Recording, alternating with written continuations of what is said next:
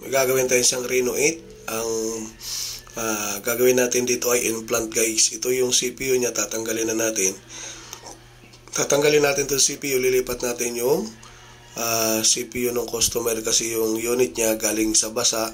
Tapos hindi na pwede yung board, kaya lilipat natin itong CPU niya tsaka MMC. Ang tawag dito guys ay implant.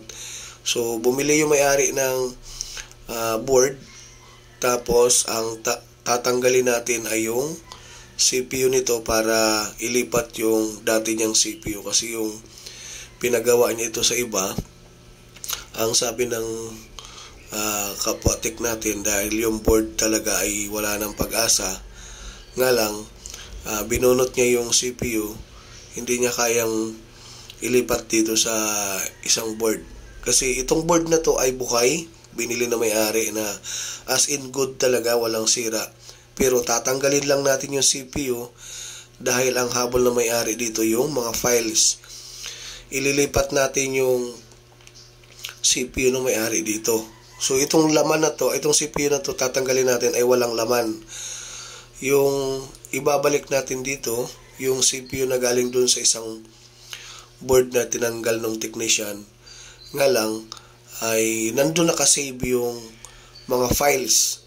So bakit natin kailangan sabay ang ilalagay natin? Kasi yung memory, yung pinaka flash IC at saka CPU kailangan sabay ilapag. Hindi pwedeng isa lang kasi kung isa lang mabubura pa rin yung laman. Ang habol kasi natin dito ay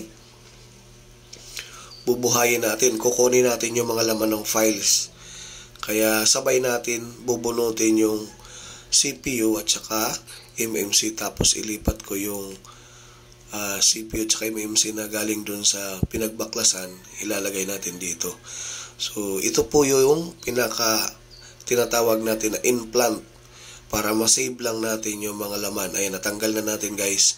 Medyo makunat to dahil Oppo Reno, so medyo mahirap talaga siya tanggalin, matigas, kaya yung iba hindi na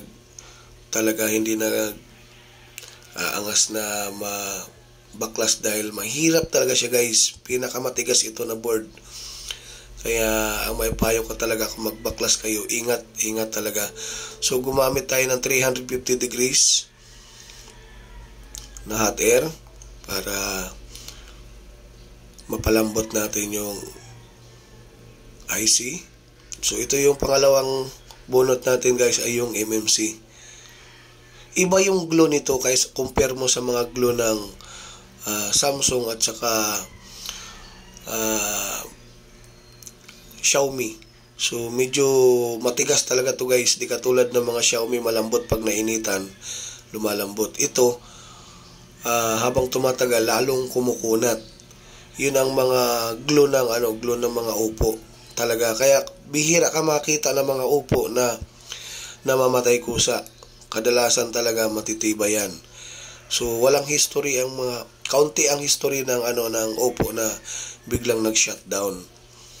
Kadalasan nun program, namamatay sa program na sobrahan ng laman, sobrang dami. So yung ginagawa natin dito ay implant. Nagdala yung kapwa technician natin dito, nagdala sa akin ng unit para i-transfer yung CPU at saka MMC dahil andun daw nakalagay yung mga importanteng files ng may-ari. Kaya sabi ko, tatry natin kung mapapagana natin dahil makunat ang board ng Oppo, ng mga Reno. So sa quality ng Reno guys, marami nagtatanong sa akin kung anong pinakamagandang unit. Bumili kayo lalo pang gaming, mga Reno, maganda talaga yan, promise.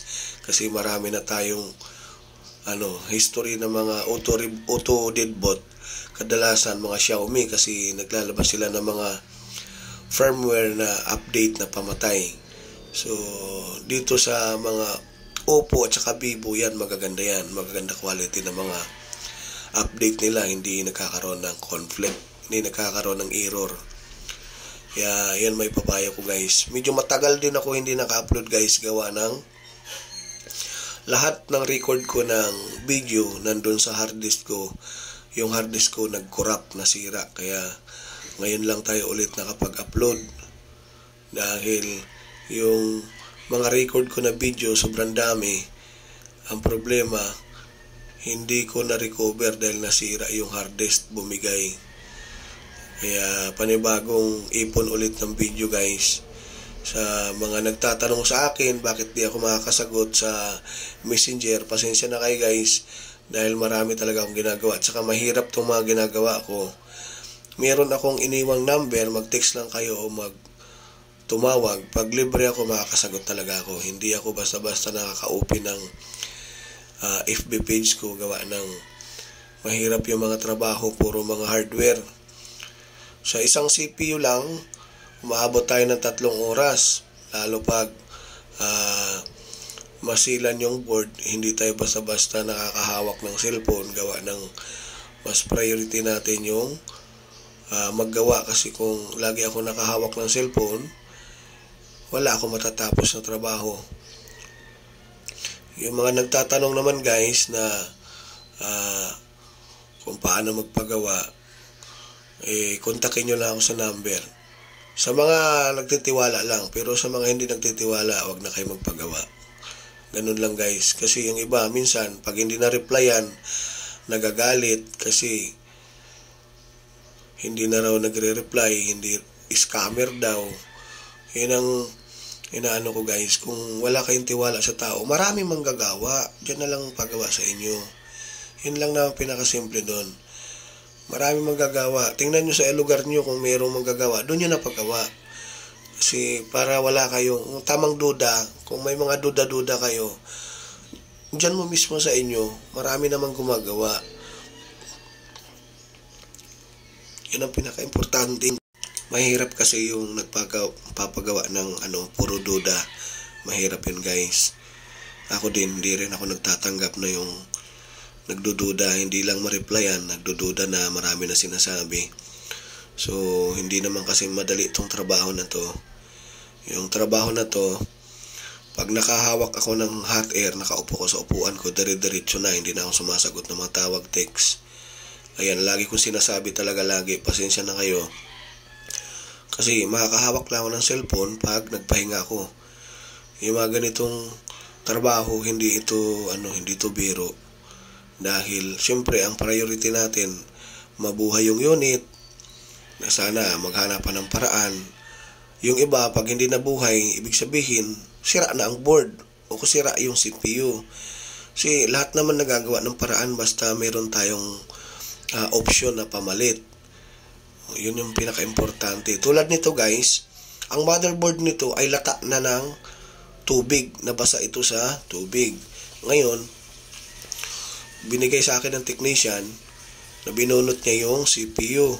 Kaso hindi lang niya may lapag dito, gawa ng may pila yung kamay niya, hindi niya mabuhat-buhat.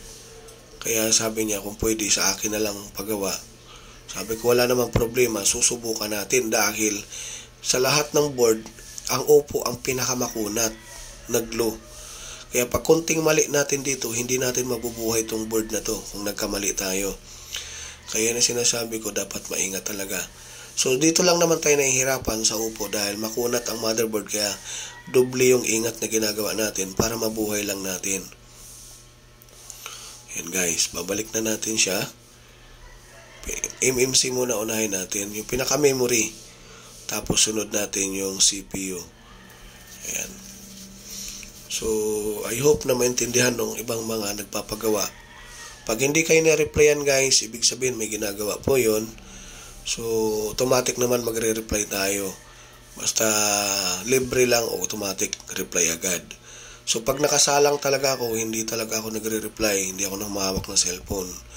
So, ugali ko talaga yan guys na may ginagawa na hindi ako naghahawak ng cellphone kasi ayaw ko naman maghawak ng cellphone tapos may ginagawa. Baka may makalimutan akong gawin, hindi natin mabubuhay.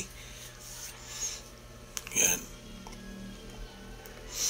Yung mga nakakaalam guys, yung pumupunta dito sa bahay ko, alam na alam nila kung paano gawin ang mga unit.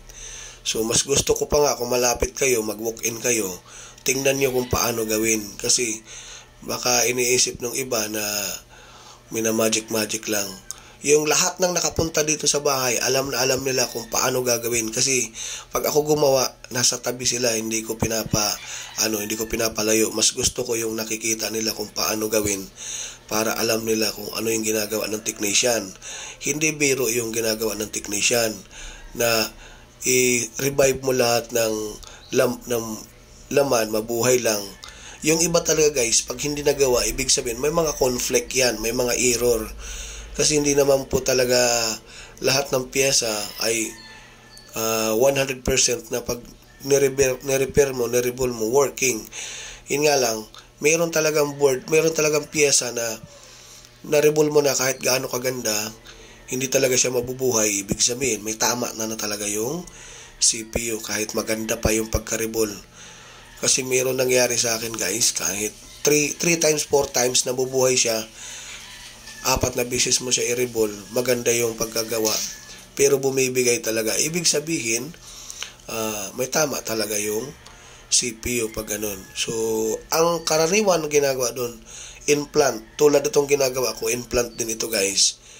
Galing ito sa original na board yung CPU na nilapag ko dito at saka MMC. Yung board na to ay binili na may-ari. Ila guys, titest na natin.